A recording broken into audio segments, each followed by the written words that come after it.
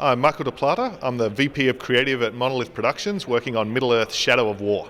Let's start by talking about what the advances in technology have opened up creatively for your team.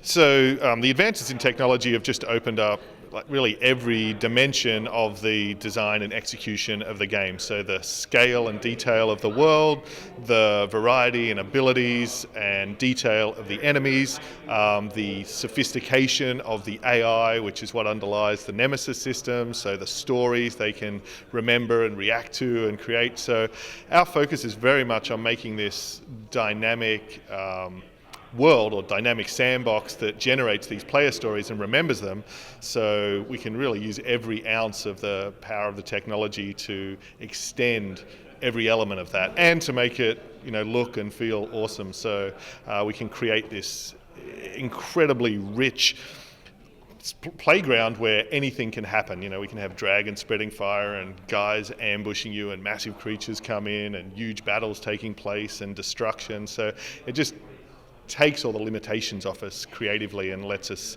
do ridiculous, insane things. And one of those insane things is sieging a fort. Kind of talk a little bit about that and how that expands beyond the original game's Nemesis system.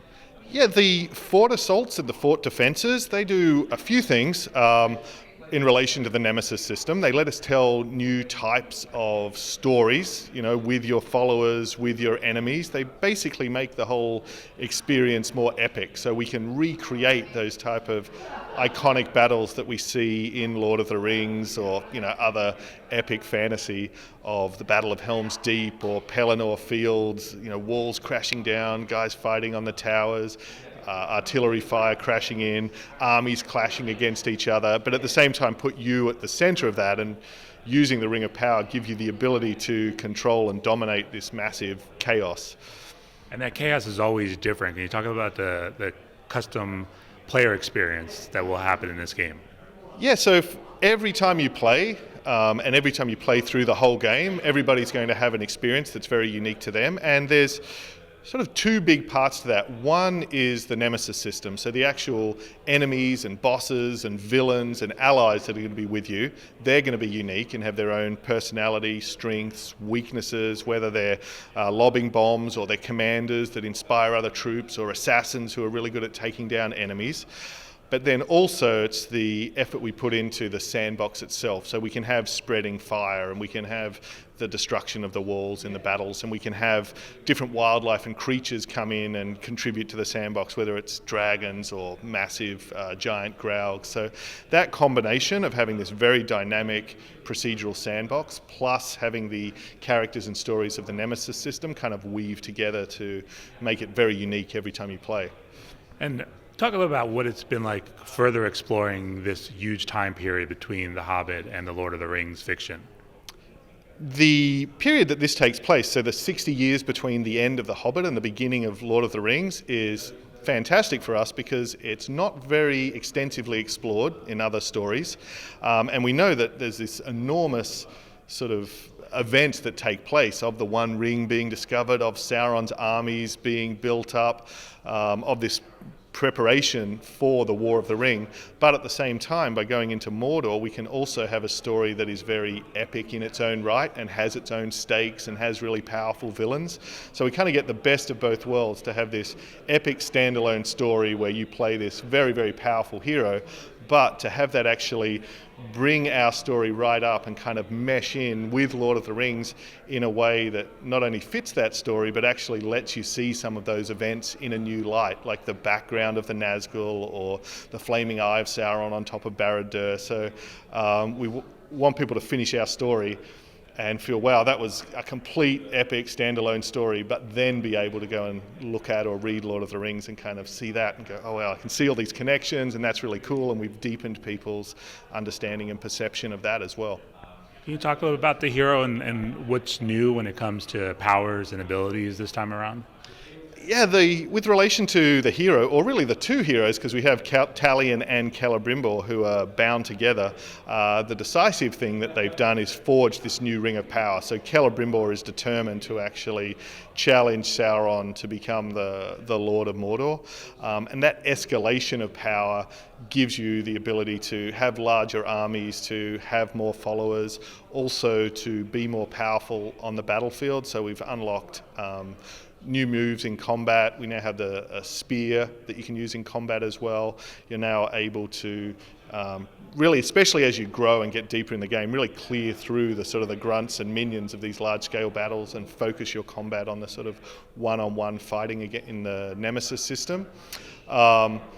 But I think the other thing we've been able to do is actually make each of those two characters independently more powerful. So Celebrimbor now has more abilities as a wraith and an elf in terms of how he can use his bow in combat. He also has the hammer, he has the spear.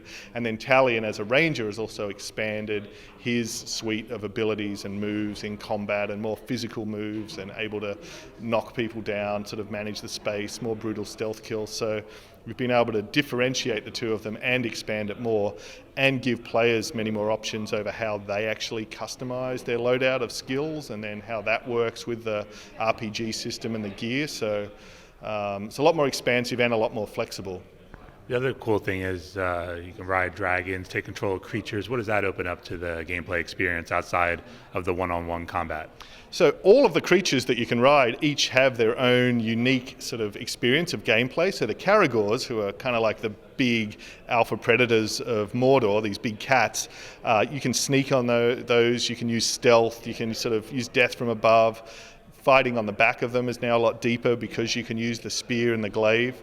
And now we have these giant creatures, Graugs, and when you dominate them, they can basically King Kong. They can climb on anything, they can leap off things, they can battle against troops and also against each other. So you can be riding on this Graug who's battling against another Graug.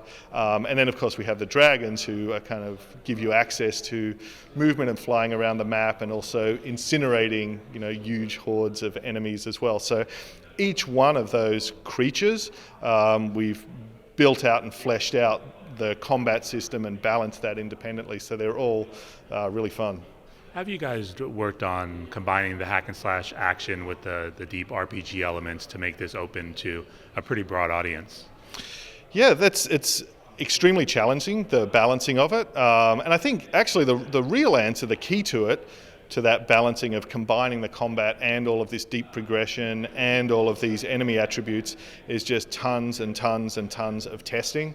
So it's not really as important the on-paper design of doing that as the iteration and the balance and the tools to actually tweak and balance.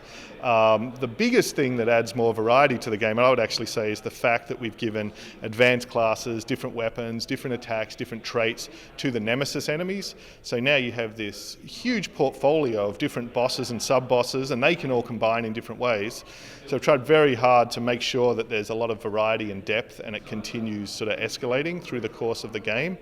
And then that has to interact with all of your skills and all the RPG systems. And yeah, I don't think there's any shortcut for just tons and tons of playing the game and testing and iterating on that. And that's the advantage for us from our experience of a sequel. Like, at least this time we're building on a foundation. So we have some concept of here's what the basic combat is and how that works, and it is reasonably balanced. But then we're building on top of that foundation. And the last thing, you give us a sense of the scope, how large this world is people will be exploring. So we're still in the process of testing. It's on any of our playthroughs, it's at least 3 to 4 times the scale of Shadow of Mordor in any dimension, whether that's the size of the world or the size of the story or the number of enemies or the range of combat abilities. But because you're that much bigger in every dimension, then the sum total ends up even bigger than that. So it's kind of Shadow of Mordor cubed, I guess, would be a way to put it. And even just on the battlefield, you were saying hundreds of characters now all at once.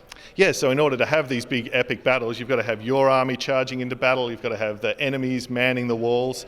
So just that one achievement, from our engineers and the tech guys and optimization to actually have that many more guys in combat and that scaled up, and at the same time to have more detail, more animations, more types of enemies, more detailed environments. So they just did an astonishing job with a sort of being given an impossible and crazy problem.